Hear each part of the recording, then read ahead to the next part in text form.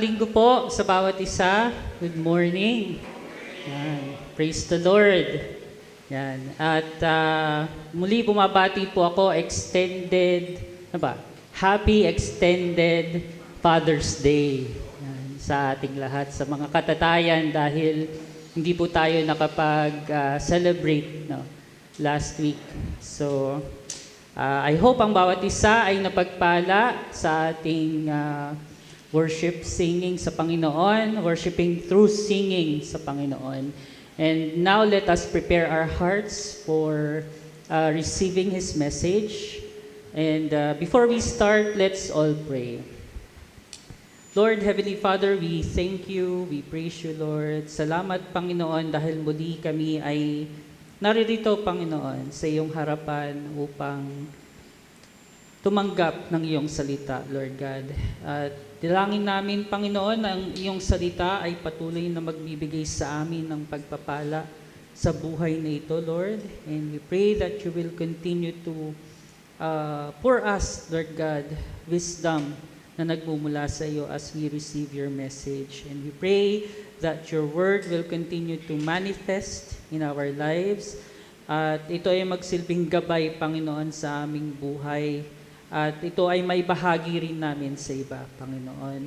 Ikaw lamang, Panginoon, ang aming itinataas. Ikaw lamang ang aming pinapapurihan sa pangalan ni Jesus.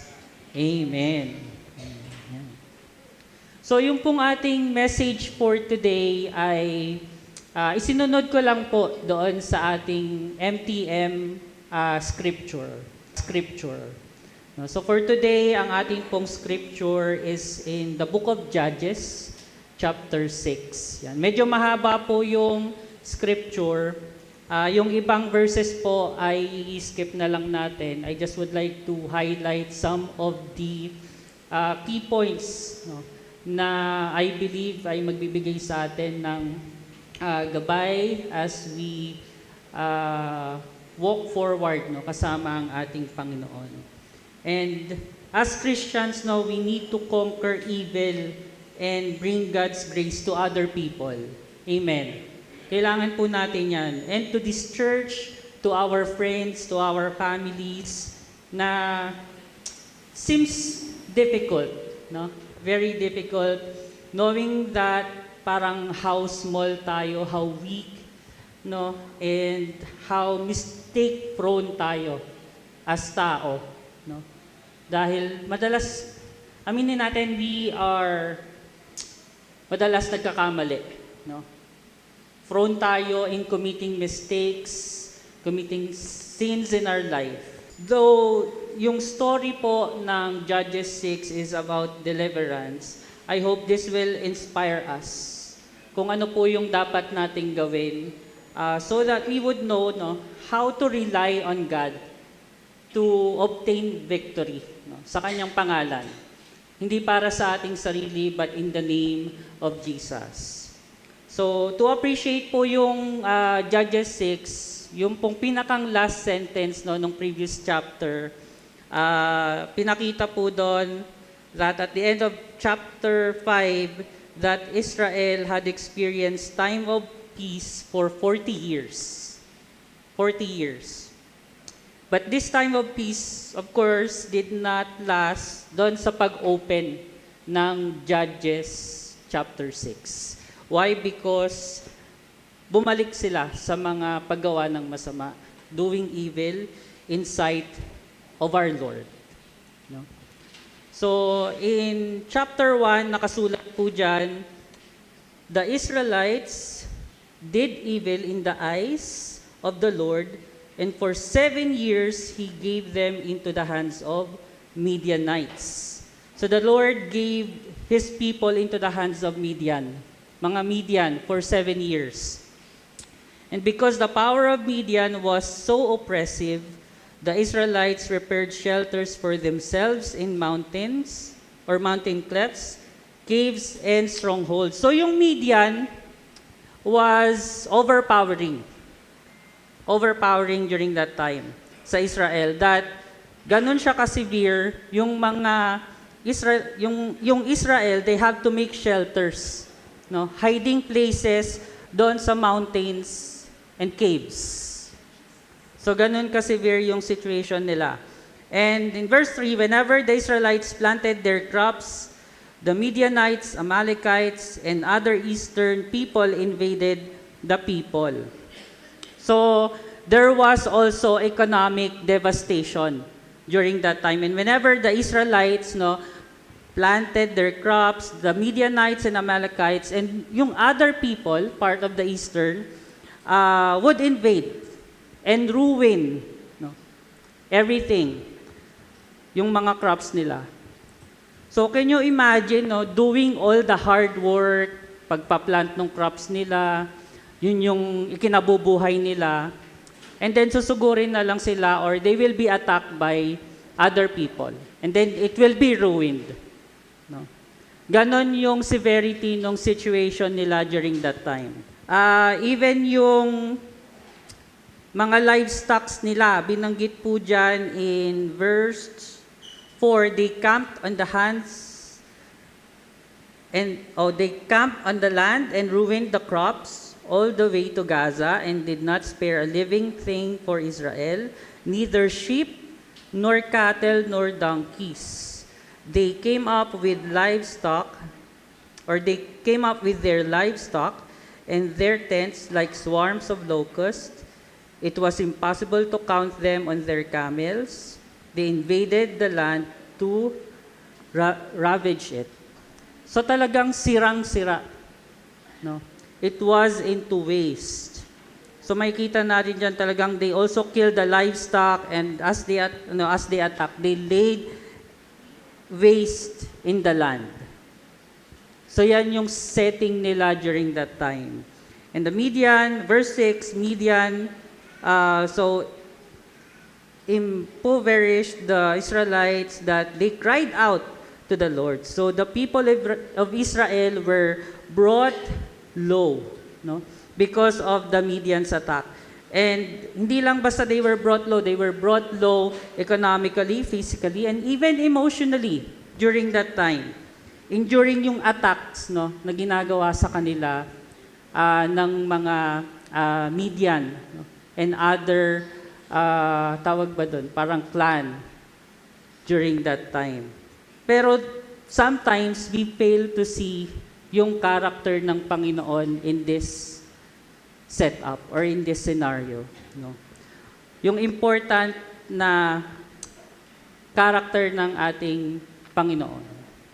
And what is that? That's severe kindness. Ano ba yung severe?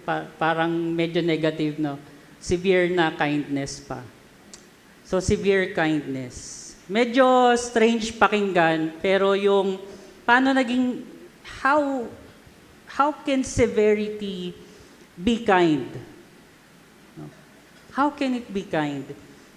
In the world today, pag sinabi nating kindness, parang dapat you are soft, you are nice, diba? Parang, if you're going to talk to other people, dapat magaan. But remember, kindness is not just being soft. Kindness, yes, understanding should be there. Yes. What about rebuking or correcting? Is it kindness? Is it kindness? Amen. So even correcting and rebuking is kindness. No? So in our world today, dapat natin ma-recognize that if we are being rebuked by our Lord, by our God, it's just that because God is being kind to us. Ayaw niya tayong mapahamak. So that is one of the characters na kailangan nating maunawaan why sometimes we are experiencing such situation. And that is because of God's kindness to us. Let us recognize yung kindness in this passage. So sometimes may difficulties, may hardships, and even brokenness. And these things should push us back to God. Should push us back, pabalik sa ating Panginoon. So these things are being allowed by God so that we are pushed toward Him. Amen? Para bumalik tayo sa Panginoon. In verse 7, nakasulat po dyan, when the Israelites cried out to the Lord because of Midian, He sent them a prophet who said, "This is what the Lord, the God of Israel, says. I brought you up out of Egypt, out of the land of slavery. I rescued you from the hand of Egyptians, and I delivered you from the hand of your oppressors. I drove them out before you and gave you their land. I said to you, I am the Lord your God. Do not worship the gods of the Amorites, in whose land you live, but you have not listened to me." So, notice po natin dito, no? Because of what happened, now they're crying out to the Lord. They're crying out to the Lord. Pero anong ginawa ng Panginoon? Hindi naman sila immediately dineliver, no? They were not immediately delivered from the enemy or from their enemies. Instead, ang ginawa ng Panginoon, He sent a prophet. At ano po yung sinabi ng prophet? That He rescued them from Egypt and their oppressions and slavery.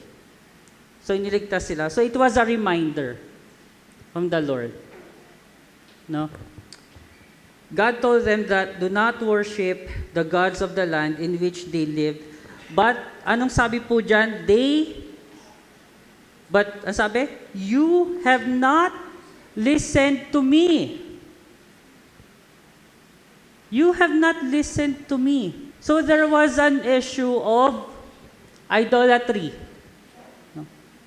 There was an issue of idolatry in that time. And alam naman po natin sa panahon ngayon kung ano na yung idolatry. Hindi lang siya basta sinasamba mo other than God, but it could be anything that you put in the place of God. No? Anything. So makikita mo po natin dyan, there was an idolatry. Gusto ko pong i-deliver yung first key point through these verses. Makikita po natin dyan yung first part ng mga verses 1 to 3, they were overpowered. Yung verses 1 to 2, and then verses 3 to 6, there was economic devastation. And the only word that I could think of for those things is oppression. And then yung sumunod po ng mga verses 7 to 10, there was an issue, as I mentioned, there was an issue of idolatry. The reason why it happened is because they did not listen to God and they committed idolatry. Makikita natin dito, idolatry brings oppression. It brings oppression. And that highlights our weakness. So this is pertaining to our weaknesses. So ulitin po natin, idolatry brings oppression. I'm not sure ano po yung mga idolatry natin nowadays. But I'm sure there would be some revelations na pinapakita sa atin ng Panginoon. But remember, it brings oppressions. And it highlights our weakness. Sana maintindihan po natin na kapag meron tayong inilalagay, kapalit ng Panginoong Diyos, and we are already experiencing mga kung ano-ano sa buhay, hardships, or could be health issues, or financial difficulties, or emotional problems, let's check. Maybe God is just pushing us back, pabalik sa Panginoon. If we will continue reading verse 11, kasi though Israel, hindi naman talaga nila deserve magkaroon ng deliverance. They did not deserve deliverance. Kasi bumalik sila sa mga evil doing. But God put a plan in place to deliver His people. Ngayon, dito natin makikita yung details of calling ni Gideon. In verse 11, it is written there, "The angel of the Lord came and sat down under the oak in Ophrah that belonged to Joash the Abzerite, where his son Gideon was threshing wheat in a winepress to keep it from the Midianites." So ito na si Gideon. Alam niyo po, nakita ko dyan, he was threshing wheat in a winepress to keep it from Midianites. Meaning, ito si Gideon, fearfully hiding. No? Nagtatago siya. Hiding the wheat. So pati yung wheat from the, or in the winepress. So there was fear. No. Gideon fearfully hiding the wheat in the winepress. And then yung verse 12, "Then the angel of the Lord appeared to Gideon. He said, 'The Lord is with you, mighty warrior.'" Wow. Mighty warrior. Pero, fearful. No? Fearful. So, in this moment, no, nagpakita sa kanya yung angel of the Lord. And nag-deliver ng message, "The Lord is with you, mighty warrior." I don't think na ganon ka-courageous, no, si Gideon, given that he was also hiding, no, from the Gideonites. Sorry, not Gideon, Midianites. Gideon was hiding from the Midianites. Pero anong ginawa ng Panginoon? Sabi sa kanya, mighty warrior. Mighty warrior. During that time, hindi naman siya ganon siguro kakisig or courageous in becoming part of an army ng ating Panginoon. Pero ang pinapakita dito ng Panginoon, God knows what He can do. So God knows what He can do through you. Alam ng Panginoon anong magagawa niya sa pamamagitan mo. Hindi pa siya warrior, hindi pa siya courageous, pero sinabihan na siya ng message. It was delivered to him, mighty warrior. The Lord is with you, and then he was addressed, mighty warrior. So think about many times na ginawa ng Panginoon yon, no? So going back, Abraham, no? So his previous name was Abram, and it was changed to Abraham. And God said, he's the father of many nations. Pero during that time, ni isang anak, meron siya? Wala. And Sarah was what? Barren. Pero ang tawag sa kanya, he's the father of many nations. Even Simon, no, it was changed to Peter, which means rock. No? Pero alam ng Panginoon that he would be forsaken. But still, he knew what Peter would be. He knew what Peter would be. So same for Gideon. Gideon was not yet a mighty warrior. But he was going to be. He is going to be by the power of God. No? By the power of God. Then, pag itutuloy natin yung pagbasa, verse 13, "Pardon me, my Lord." So Gideon replied, "But if the Lord is with us, why has all this happened to us? Where are all His wonders that our ancestors told us about when they said, 'Did not the Lord bring us up out of Egypt?' But now the Lord has abandoned us and given us into the hand of Midian." So medyo dangerous nga lang yung thinking, no, in this reading. The way how Gideon thought, no? Kasi parang he evaluated God by the things na hindi niya naman nakikita. So, was God the problem? No. Hindi naman ang Diyos ang problema. People were the problem. The people had forsaken the Lord. They turned back, no? They turned their back to God. Tumalikod sila sa Panginoon.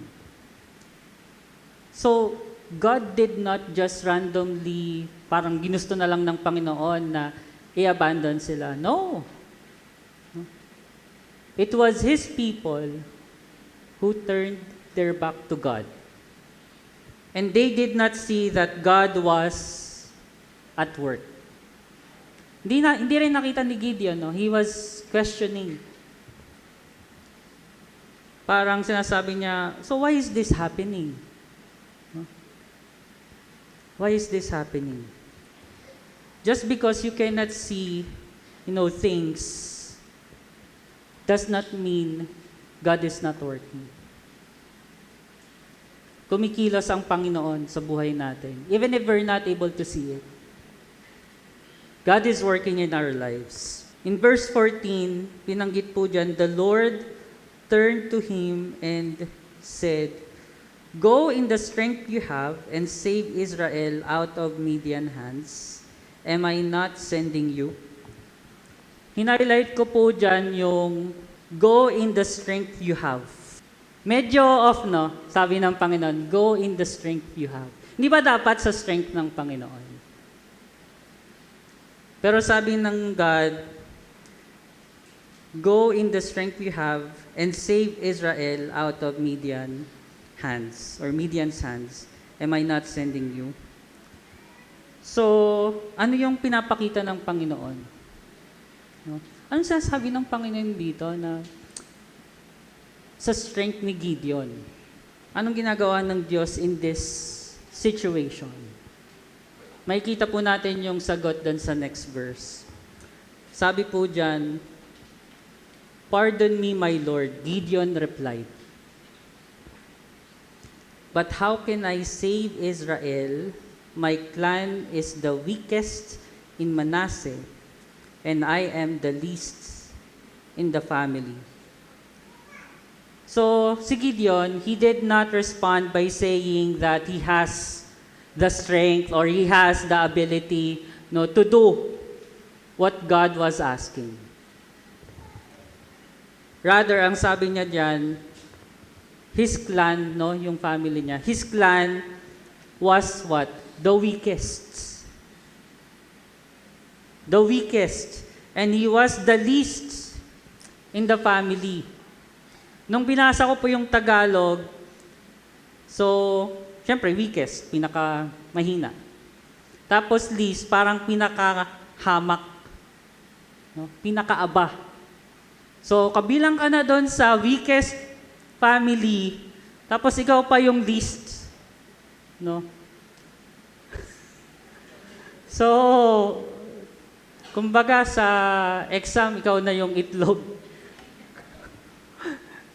So, he was the least in the family. Parang sinasabi niya sa Lord, "Lord, hindi ako yung hinahanap mo. You got the wrong guy. Hindi ako yun. Panginoon, hindi ako yung kailangan mo in this mission. I do not have the strength, and I am not a mighty warrior. I belong to the weakest clan, and I am the least in this family." So ang Lord, hindi naman siya nag-argue. So in this situation, Lord God is just exposing, and God wants us to realize that we are weak. No? We are weak. Pero natuwa po ako dun sa sinabi sa verse 16. The Lord answered, "I will be with you, and you will strike down all the Midianites leaving none alive. So, ang Lord, hindi siya nakipag-argue.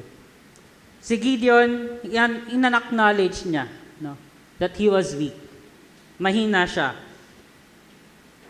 God did not emphasize din yung strength na ni Gideon. Kasi Gideon already acknowledged that he was weak. No? So how will Gideon be strong? How will Gideon save Israel? Or how will Gideon succeed? Ang sabi ng Lord, I will be with you. No? Ang sarap pakinggan. I will be with you. So may mga bagay na alam natin sa sarili natin, hindi natin kaya. May mga pagsubok tayong kinakarap, hindi natin kayang lagpasan. But the Lord God is telling you, I will be with you. Kasama mo ako.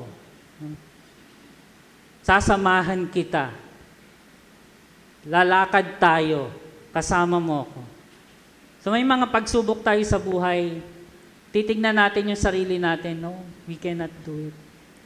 Hindi natin kayang lagpasan. Pero kapatid, tandaan mo, kasama mo ang Diyos. Dito po sa key point na to, gusto ko makita, paano ko ulit binuo yung message ng Lord? No? Through the verses. Sige po, next. May kita po natin dyan doon sa verse 11 to 12. Nandyan kasi yung fear. No? Na-highlight dyan yung fear.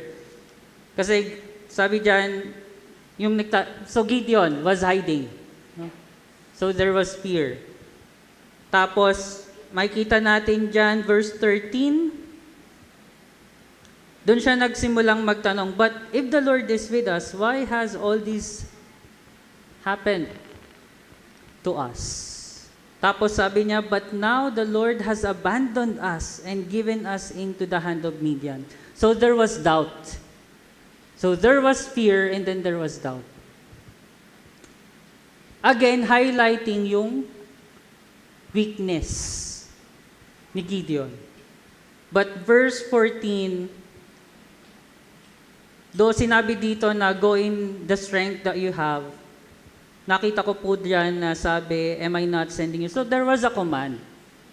There was a command still. And then verse 15, as I have mentioned, sinabi niya, but how can I save Israel? So nandun yung acknowledgement naman ni Gideon. Makikita natin diyan na Gideon was called. Tinawag siya ng Panginoon. Gideon was called. And the very last verse, nung sinabi ng Diyos na I will be with you, that's God's presence. So doon natin makita in the start, from weakness, no, to calling, and then to the presence of the Lord, that gives him strength. Kanina, idolatry brings oppression. Sige po, next. That highlight your weakness. Pero makikita natin dito, weak. Tinawag tayo. No. We are weak. Amen. But we are called. And not just called. Weak called strong. Weak called strong. Wala na namang magagawa dyan si Gideon nung sinabi ng Lord, I will be with you. So kailangan niya yung tanggapin, what? By faith. By faith. So ano yung nakita natin kanina? Idolatry brings oppression. And it highlights our weaknesses or our weakness.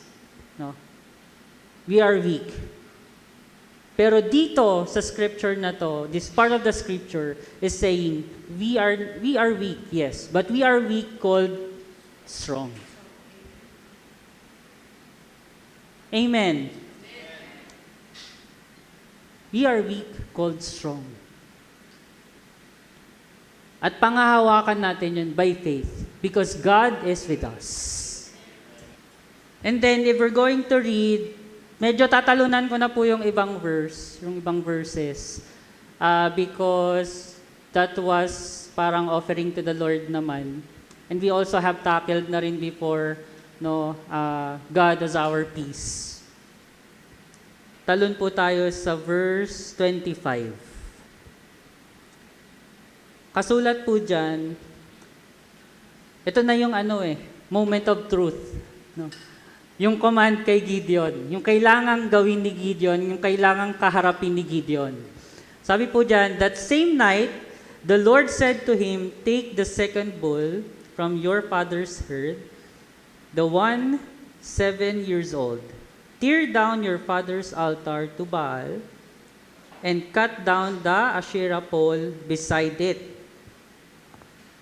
Then build a proper kind of altar to the Lord your God on the top of this height, using the wood of the Asherah pole that you cut down. Offer the second bull as a burnt offering.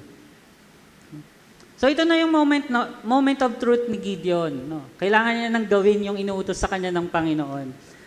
So, and this was a very important instruction ng Panginoon. And that night, the Lord told Gideon na, ano yung kailangan niyang gawin? He needs to deal with the idols. Can you realize gaano kalaki yung idols? Nakasulat po dyan, tear down your father's altar to Baal and cut down the Asherah pole beside it. So hindi lang siya basta-basta tear down ang sabi.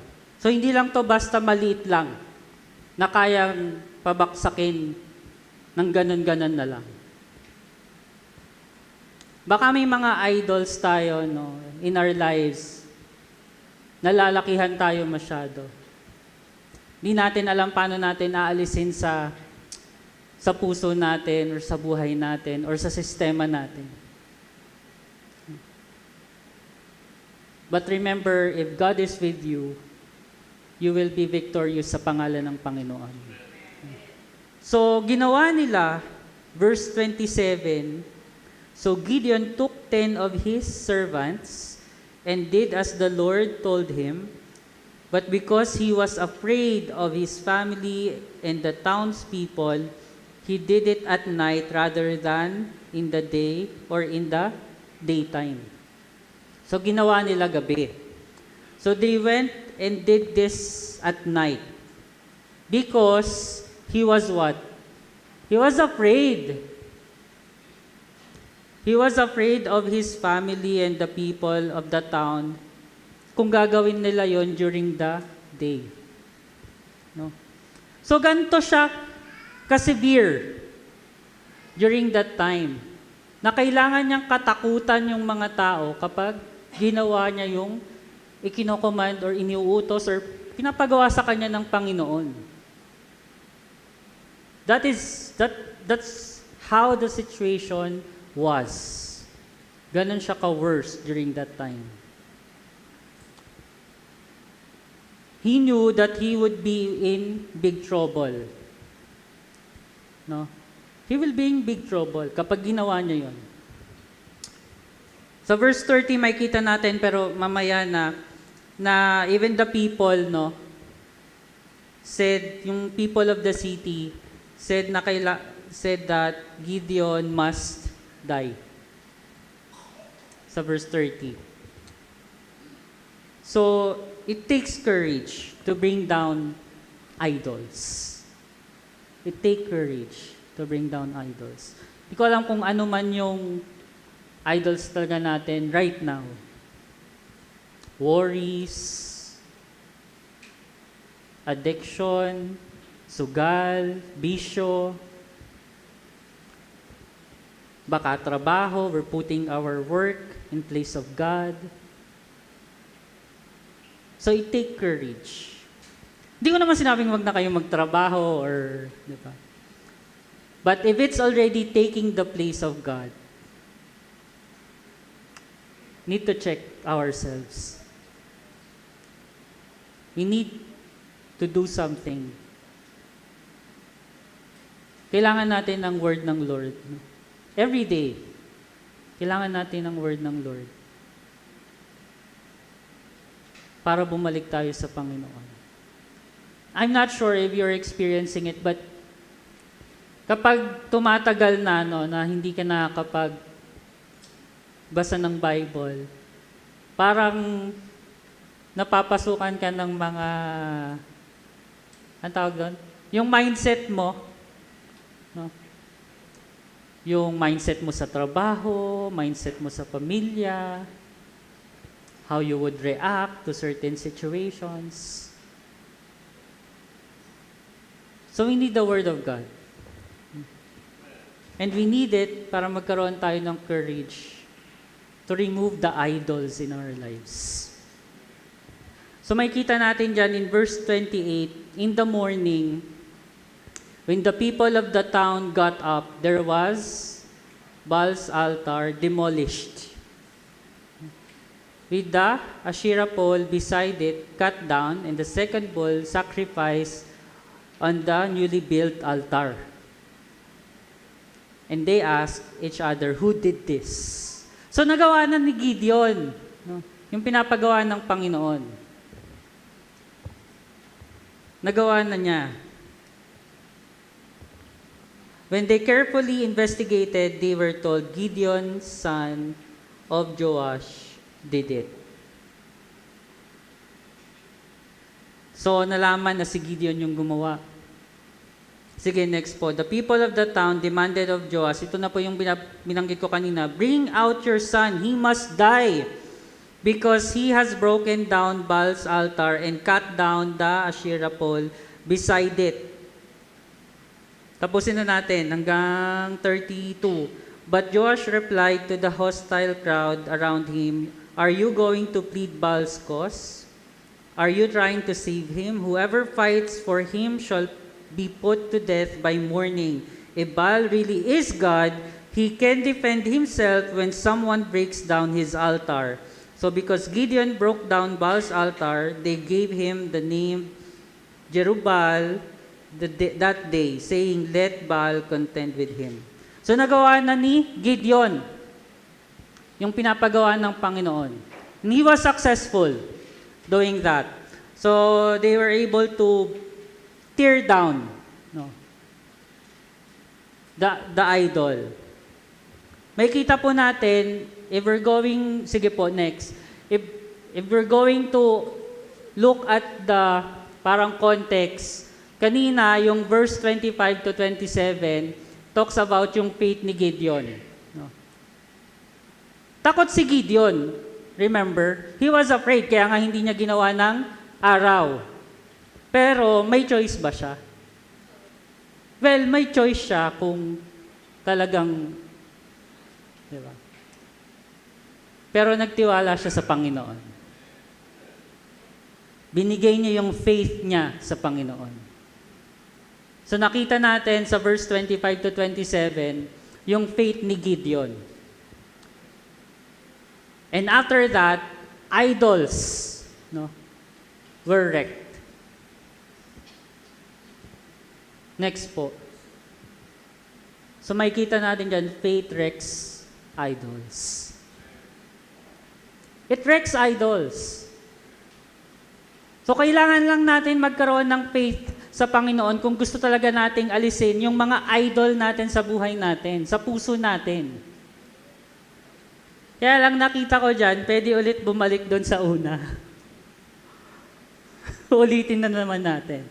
Sorry, but ano nyo po.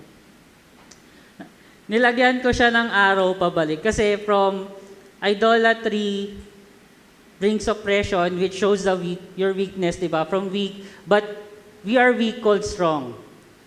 At wala tayong magagawa kundi panghawakan yun by faith. And then faith wrecks idols. But in our lives, the moment na lumayo ulit tayo sa word ng Lord, pwede tayong bumalik ulit doon sa oppression. Kaya pinutol ko po yung linya. We need to break that.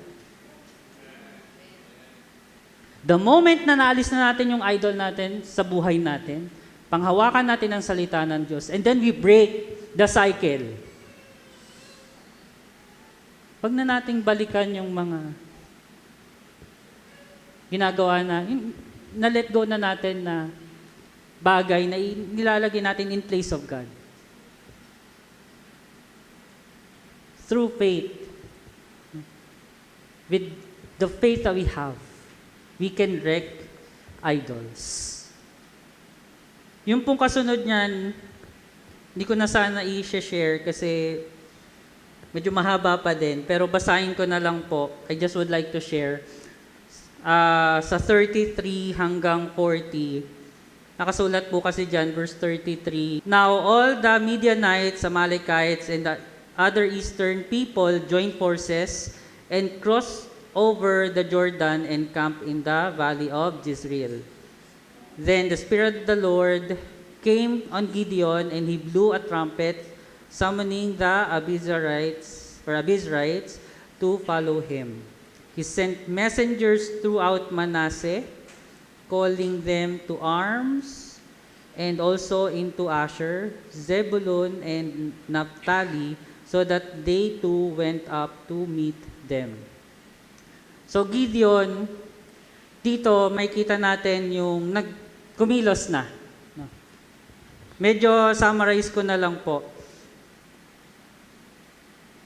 Doon sa kasunod na verses 36 to 37, medyo napaisip lang ako.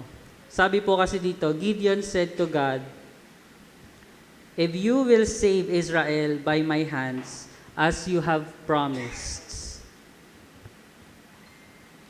look, I will place a wool fleece on the threshing floor. If there is dew only on the fleece, and all the ground is dry, then I will know that you will save Israel by my hand, as you said. So, dito makikita natin, parang may doubt pa rin si Gideon. Kasi humihingi siya ng sign. No? So si Gideon was still Gideon. So there's still some doubt or fear. Pero pag itutuloy po natin, actually may isa pa eh. Sabi dito, so nangyari to, and that is what happened.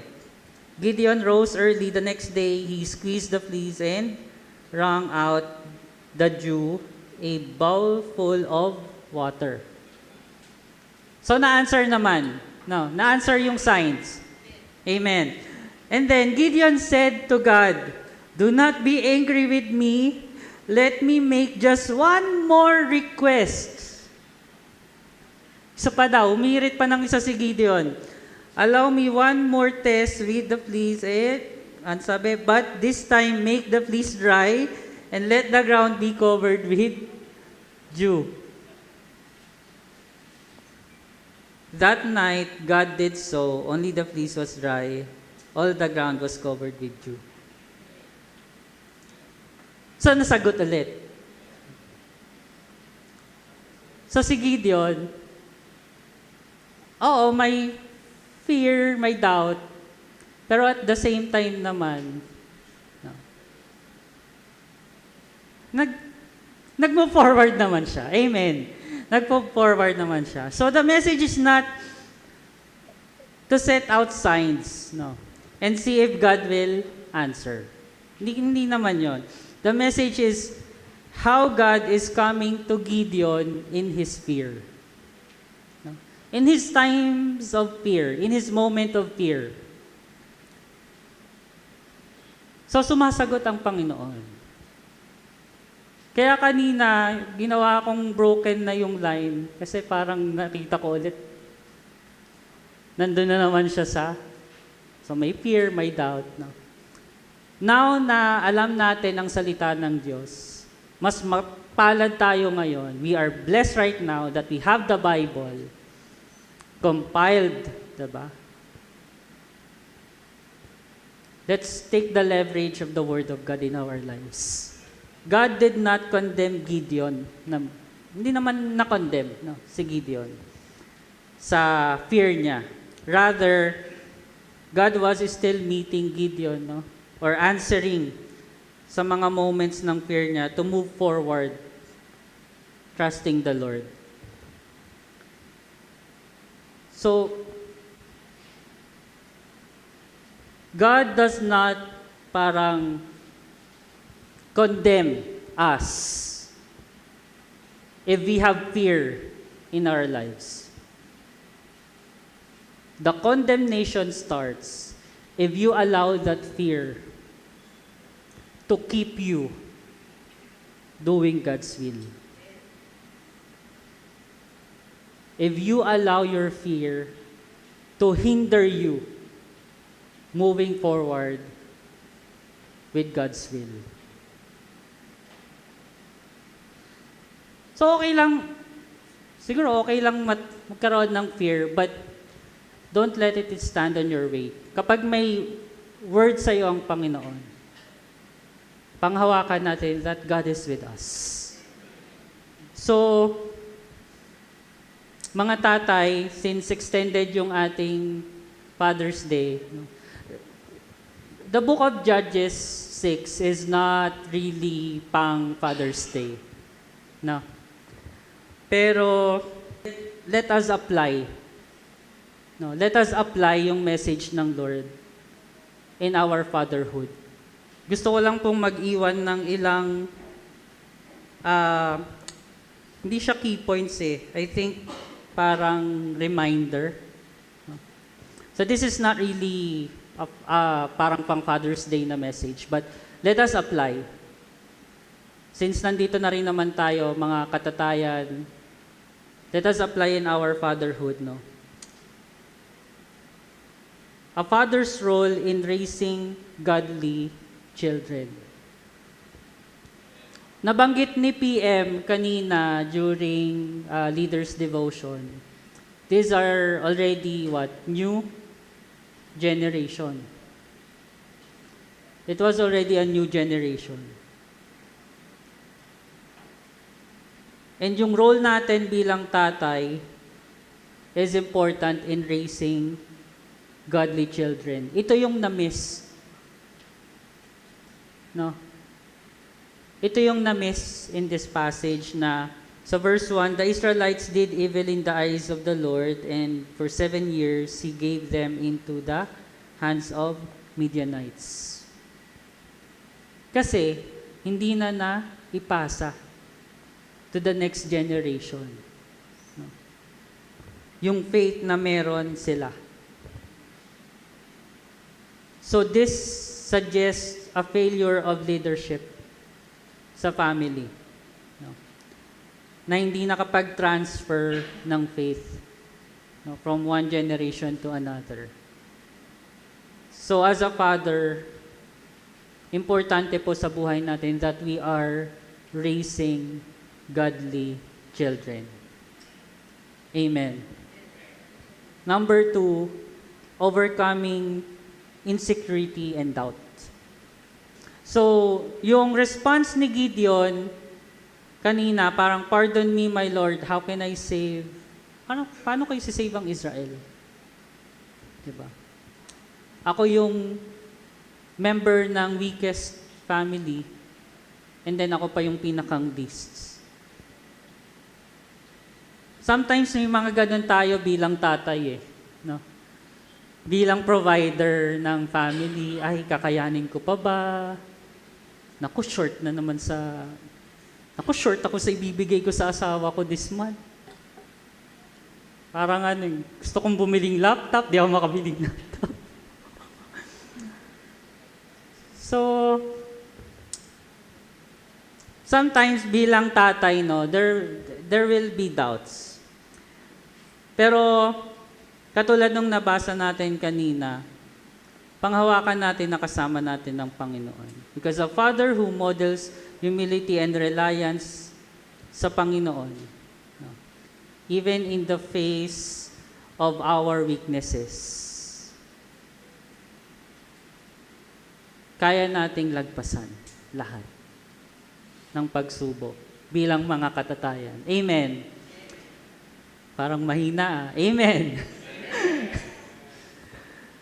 So, number 3, yung importance of leading example. So, God calls Gideon to tear down, yung idol. This was a direct challenge sa kanya during that time. Nagkaroon siya ng doubt or ng hesitation, yes, pero he obeyed. Gideon obeyed. So ipakita natin sa mga anak natin or sa asawa natin, yes, we are weak. But we will move forward with the Lord. And we need to lead that example. How? We can start with prayer.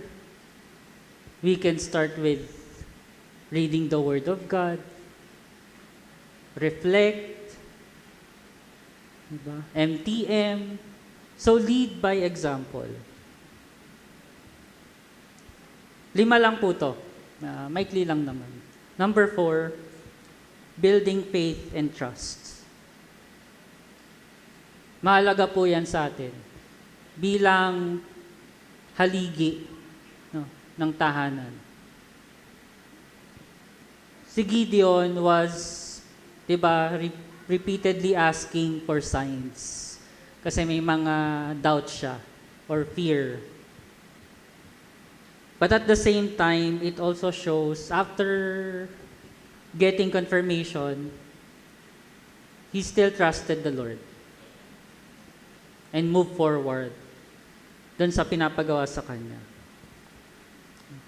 So we need to build that kind of faith and trust.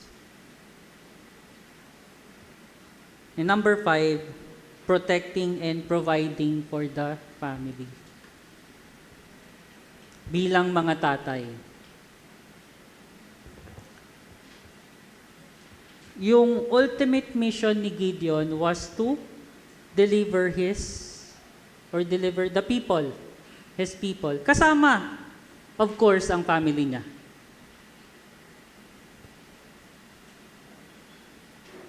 So, it should be part of our desire to protect and provide for our family. So we need to panghawakan na lang natin ang salita ng Diyos. Let's have faith in God. We are already weak. We are weak. Amen. And idols bring us even further down. But God offers what? True strength that rise us up as what? As leaders of our families. Amen. So today, since it's still an extended Father's Day, let us pray, for our fathers or husbands. Kung nandyan yung anak nyo, I think kung kaya nyong lumapit sa mga tatay nyo, if you can move seats, let's pray for our katatayan.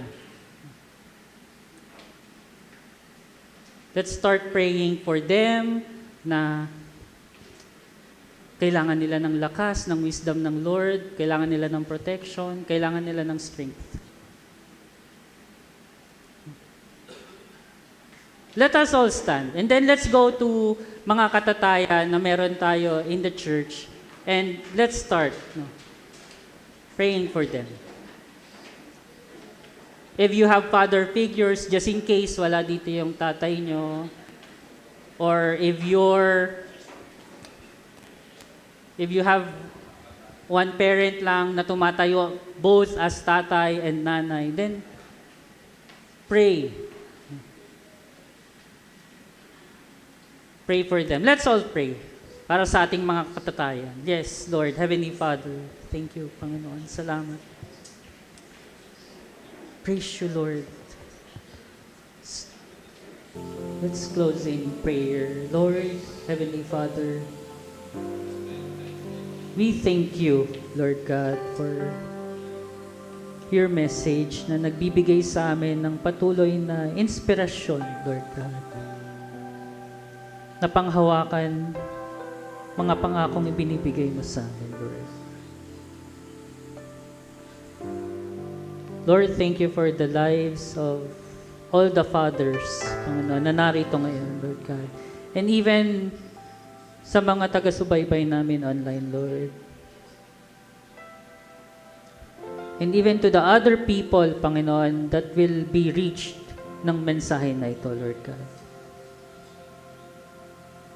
We pray that you will continuously give us strength, especially to the fathers who are leading their families, Lord.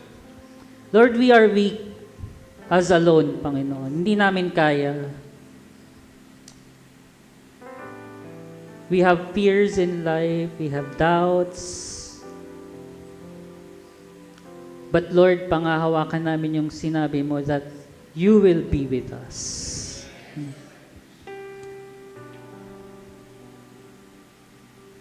Bless every family of South City Homes Christian Bible Church, Lord. Punuin mo kami ng iyong pag-ibig, ng iyong presensya, ng iyong salita, Lord God, na magbibigay ng kapayapaan sa amin, Lord.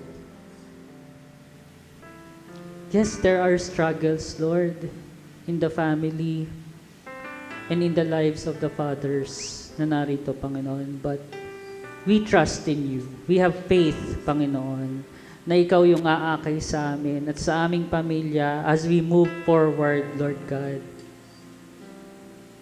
Na maitawid ang aming pang-araw-araw, Panginoon, na buhay. Hawak ang iyong mga salita at pangako, Lord. Again, Lord, we thank you for your message today. For us, Lord God, your overflowing blessings, your wisdom, that we will do the right things, Panginoon. And every word that we will say, every action, Panginoon, that we will do, and every decision that we will make, Lord God, para sa aming pamilya, Lord God. Gabayan mo ang bawat isa sa amin. Thank you, Lord, for everything. We praise you, we worship you, we give you back all the honor and glory. In Jesus' mighty name we pray. Amen.